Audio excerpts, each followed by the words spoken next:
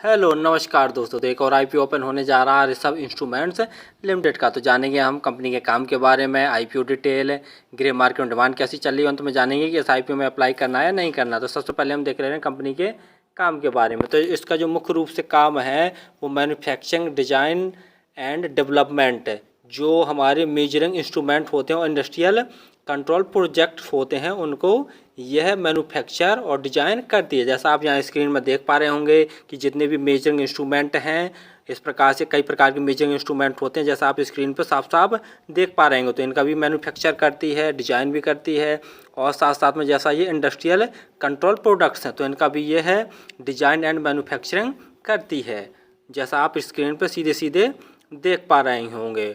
और इसने ऋषभ इंस्ट्रूमेंट ने अपने काम को 4 सेगमेंट में बांट लिया। जो पहला सेगमेंट है हमारा वो है इलेक्ट्रिकल ऑटोमोशन डिवाइस, जैसा आप यहाँ स्क्रीन में देख पा रहे होंगे। दूसरा है metering control and projection device, तो जैसा प्रोजेक्शन आप स्क्रीन में देख पा रहे होंगे, किसी काम को प्रोजेक्ट करने के लिए प्रोजेक्शन की ज़रूरत पड़ती है। उसके बाद है portable test and measuring instrument, और चौथा है हमारा सोलर स्ट्रिंग इन्वर्टर। तो इस प्रकार से अपने काम को इसने 4 सेगमेंट में बांट के रखा है। और कंपनी की 3 मैन्युफैक्चरिंग यूनिट है, और देख लिया जाए तो ये 70 से अधिक कंट्रियों में काम करती है। यानी काम तो इसका देख लिया जाए तो बहुत बढ़िया डिमांडिंग वाला काम और हमेशा चलते रहने वाला काम है। तो काम तो लगभग आपको समझ में आ ही गया होगा। चलिए अब देख ले रहे हैं कंपनी की आईपीओ के डिटेल के बारे में। 30 अगस्त को ये आईपीओ ओपन होने जा रहा है और 1 सितंबर तक ये आईपीओ ओपन रहेगा। प्राइस बैंड जैसा देखे ले रहे हैं तो 418 से 441 के बीच में प्राइस बैंड रखा गया। लॉट साइज देखे रहे हैं तो 34 शेयरों का ये एक लॉट है। अगर टोटल इशू साइज देख लिया जाए आईपीओ का तो 490 करोड़ का टोटल इशू साइज रखा गया है। और जैसा देखे ले रहे हैं कि एनएसई तथा बीएसई दोनों पर लिस्ट होने जा रहा है। वहीं अब रिजर्वेशन देखे ले रहे हैं तो क्यूआईबी के लिए रिजर्वेशन 50% का रखा गया है। एनआईआई के लिए देखे ले रहे हैं अर्थात एचएनआई कैटेगरी में जो करना चाहेंगे उनके लिए 15% का रिजर्वेशन रखा गया, और रिटेल भाइयों के लिए 35% का रिजर्वेशन रखा गया, जो कि ठीक है। और जैसा हमने बता ही दिया कि 30 अगस्त को आईपीओ ओपन होने जा रहा है और 1 सितंबर तक ये ओपन रहेगा। अलॉटमेंट देखे ले रहे हैं तो 6 सितंबर को शाम तक अलॉटमेंट पता चल जाएगा, और यदि 6 सितंबर को पता नहीं चलता है तो आप 7 सितंबर तक इंतज़ार कर लीजिए मॉर्निंग तक। और जो भी एसएमएस होते हैं उससे भी पता चल जाता है। यदि बैंक संबंधी आपको क्रेडिट संबंधी मैसेज आता है तो समझिए कि आपको आईपीओ अलॉट नहीं हुआ है, और यदि डेबिट संबंधी मैसेज आता है तो समझ लीजिए कि आपके आईपीओ अलॉट हो गया है। और यदि आपको आईपीओ अलॉट नहीं होगा तो 8 सितंबर तक आपके पैसे रिफंड वापस आ जाएंगे। और जैसा लिस्टिंग डेट है तो 11 सितंबर इनकी लिस्टिंग डेट रखी गई है।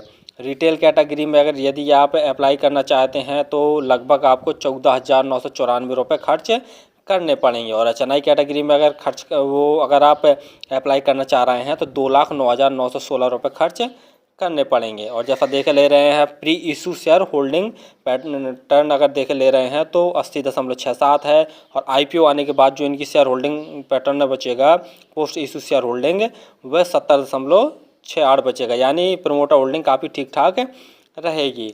और फाइनेंशियल ले रहे हैं, लेकिन फाइनेंशियल देखने से पहले आप हमारे चैनल को सब्सक्राइब जरूर कर लें ताकि आपको समय समय पर शेयर मार्केट संबंधी जानकारी, आईपीओ संबंधी जानकारी तथा एसएमई आईपीओ संबंधी जानकारी मिलती रहे। तो फाइनेंशियल में देखे ले रहे हैं कि जो कंपनी के टोटल एसेट्स हैं वो लगातार बढ़ रहे हैं। रेवेन्यू की बात किए ले रहे हैं तो मार्च 2021 में कंपनी का टोटल रेवेन्यू 402 करोड़ के लगभग था।